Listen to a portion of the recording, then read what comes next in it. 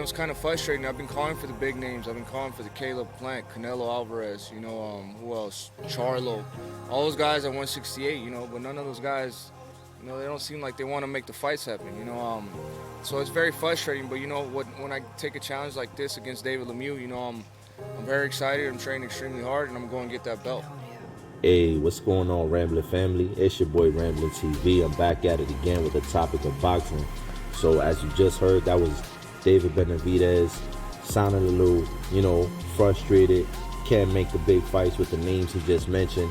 But you know what? I gotta give him credit for not looking past his fight, and he's really looking forward to it, which is against Lemieux. So I'm happy for that. A lot of fighters nowadays, they look past them. They look towards the future. They look 10 years from now. And it's like, brother, handle what you gotta handle, what's in front of you first, and then move forward. But I got another clip for y'all with the response of David Benavidez responding to Caleb Plant, calling him fat boy. Here it is. I mean, this fat boy beat his ass. He can say whatever he wants, but that's the thing about Caleb Plant too. He just runs his goddamn mouth all day, and then he does little effort to make these fights happen. The WBC would have loved to make the fight, with the WBC interim title versus me and Caleb Plant. Why was that fight not happening? Why is that fight not made? It's not made because Caleb Plant didn't want to fight. You think the WBC wouldn't have loved to make that fight, Caleb Plant versus David Benavidez versus WBC interim title? That would be a great situation for the WBC, and then he's going out there now. I heard he's in talks with Anthony Durrell, so he just talks all that shit for no reason, but because he's scared. You know what I mean? That deep down inside, I know he's scared. All right, there you have it, my people. The response to Caleb Plant for the fat boy comment. Now, what I'm gonna tell you like this is that he does say that Caleb Plant must be scared, and I'm not gonna say Caleb Plant is scared, because any man that does this professionally isn't scared of another man physically. You feel me? But at the end of the day, it could be not really scared, but just really like, do you really want to risk your career? Because if you do take a loss to Benavidez, obviously Caleb Plant, you're gonna fall off. It's not gonna look good for you. Nobody's gonna give you the big fights no more. You're basically going to be a Danny Garcia, a stepping stone, another name, or some type of name to somebody who's up and coming and trying to get up there. You know what I'm saying? So that's the way I see it. But it is true, man. Caleb Plant does run his mouth a lot. I see him and David Benavidez, like past history. They've been going back and forth social media and during interviews and whatnot. But it's like, something got to happen. I'm pretty sure the WBC would have loved to have them both face off against each other. And, I think that's a banger right there. Like, I think that right there is really big for David Benavidez. You know what I'm saying? It's also big for Caleb Plant, because it's like, as much as you run your mouth, like, you're not a commentator. That's not your career. Stick to boxing where you do the physicality. So get physical, get in that ring, get it done. And, if you can't get it done, kudos. My hat goes off to you. At least you tried. You stepped up in there, and a lot of people are ducking David Benavidez now, man. But it's crazy. But listen, I got another clip for y'all with David Benavidez basically saying that nobody wants to fight him. Check this out. Agreement until after the fight. I have my fight signed already, with David Lemieux. But I mean, if he was with it, I'm with it, then we could have a verbal agreement to make the fight happen after our fights. That's no problem. We could have made a fight happen in September or December, honestly. But if he doesn't want to fight, he's saying all this shit, and that's basically saying he doesn't want to fight. We go through the same people. We go through Luis de Cupas. He handles me and he handles Caleb Plant. So it's not that hard to make that fight happen. And that's not only with him, it's with Jamar, Charlo, it's with all these guys. Even Edgar Berlanga, we contact them personally to make the fights happen.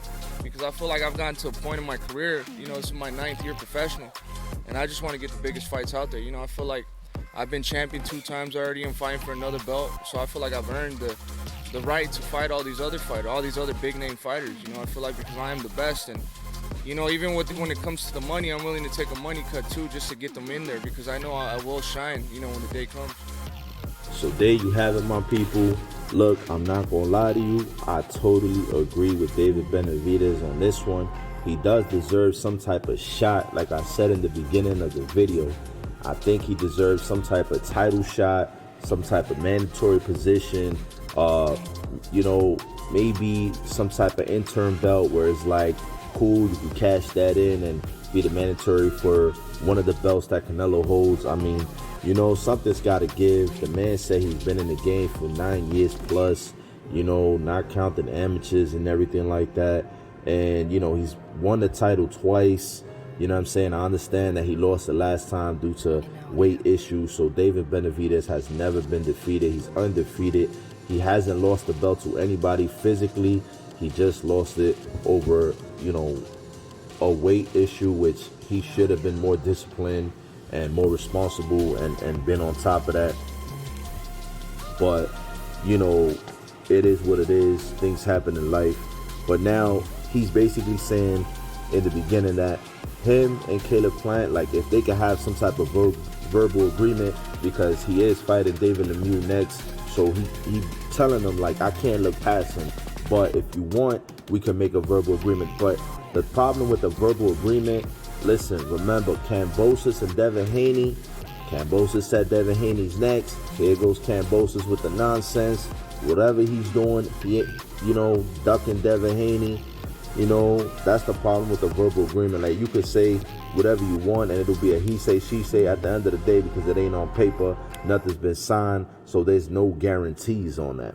Now, he did call out Jamal Charlo. He said that he actually spoke to Edgar Berlanga's team personally to try to make that fight. But then again, he is frustrated because I guess nobody's reaching back out to him and nobody really wants to make the fight, which sucks. You know, I think that David Benavidez and Edgar Berlanga right now, I mean, that'll be a monstrous fight. Not only the fact that, listen, you got to take this into consideration. Puerto Rico and Mexico has always been a rivalry. It's always been a crazy rivalry in boxing history. You know, like, it's just bananas. So with Edgar Berlanga being a knockout artist and David Benavidez, another knockout artist, and you got Edgar Berlanga, knockout artist, Puerto Rico, David Benavidez, knockout artist, Mexico, put them in the ring together, somebody's going to sleep. This is going to be a crazy war. Now, when it comes to David Benavidez and Jamal Charlo, I feel like that's a good fight. It's real decent. Do I feel like David Benavidez might be slightly inexperienced with somebody like Jamal Charlo? Yes, because I feel like he hasn't fought anybody like Jamal Charlo. He hasn't really, you know, fought anybody with a similar style. You know what I'm saying? I mean, it's different, but then again, it's boxing. You know, like I tell people, if you get in the ring, you got your puncher's chance. I'm not gonna say that David Benavidez can't beat Charlo, but you know what?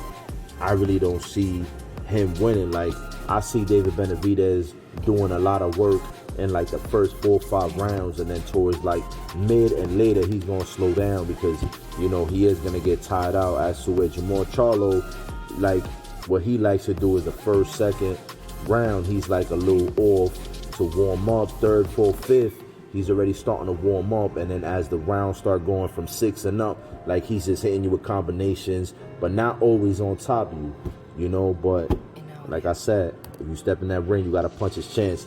I got another clip right here from David Benavidez. Let me roll it.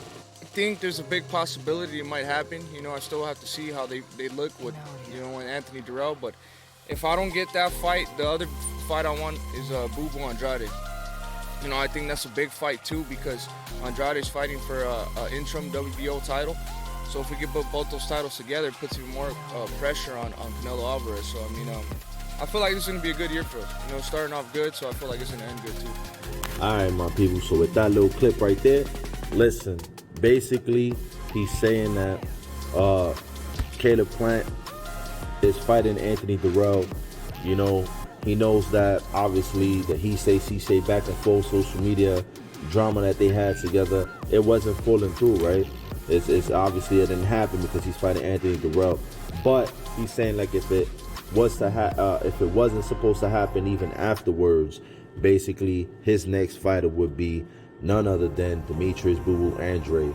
You know, and he goes after him, which is a smart move, because if Andrade beats Parker, you know, and definitely gets that WBO interim belt, it basically means you have you're next for that WBO shot, which is Canelo Alvarez. So David Benavidez is smart. Guess what? If I go after Andre and me and him clash, guess what? At the end of the day, I got a shot with Canelo Alvarez if I beat him, which is a smart move, man. I'm not gonna lie. But at the same time, it makes me think that David Benavidez is trying to make it happen. Canelo Alvarez has said in interviews that, you know, he would love to see everybody fight each other and he fights the winner. He doesn't care. And to me, I feel like David Benavidez is the type of person to start that trend where he's like, all right, cool. That's what I need to do to get to you? That's cool. I'm going to go through all these people, you know, or at least try to, just to get to you, you know. But when I get to you, I'm better have that shot, which is only fair, like I always said. If Canelo Alvarez, once he said that, listen, if things start happening the way you said it, when it does come to fruition, you got to eat your words. You know what I'm saying? You can't look bad, you can't duck, you can't do none of that nonsense. You got to complete with your word as a man and give that winner the shot. But anyway, here goes another little clip of David Benavidez. Basically, they asked him, listen, you know, if you and Caleb Plant was to get in the ring, would you knock him out? And then he says his response. And then the clip after that, you know, I'm going to let him talk and I'm going to comment afterwards. Check it out. Yeah, definitely. I put his ass in the hospital. So, I mean, everybody, I feel like now with the social media and all this going on, this generation, all these boxers think that they're superstars when they're really not. A lot of boxers think they are, and a lot of boxers think that they're the A-side. You know, when a lot of the boxers, they do have names, but they're not as big as they think they are, you know. So I feel like with me, you know, I don't have bad blood with anybody. I just want the opportunity. You know, I don't care about being the A-side. I don't care about being, I just want to get in there and fight. You know, I feel like I have a fight style that the fans love to see, so I just want to keep, you know, giving my fans the fights they want to see. All right, my people, so look, there we have it. That's all the clips that I got today for y'all from David Benavidez. But check this out. Listen, I feel what David Benavidez is saying is that a lot of people, when it comes to fighting, basically everybody wants to be A-side, nobody wants to be B-side. Everybody wants to be a superstar, and it's really not like that. I totally understand that 100%. There's too many boxers out there trying to be the A-side, trying to be the, you know, the superstar, the, you know, the basically the whole man of the night. You know what I'm saying? And it's like, it's not like that. You know what I'm saying? If you're gonna fight the champion, obviously the champion's the A-side, the champion's this and that.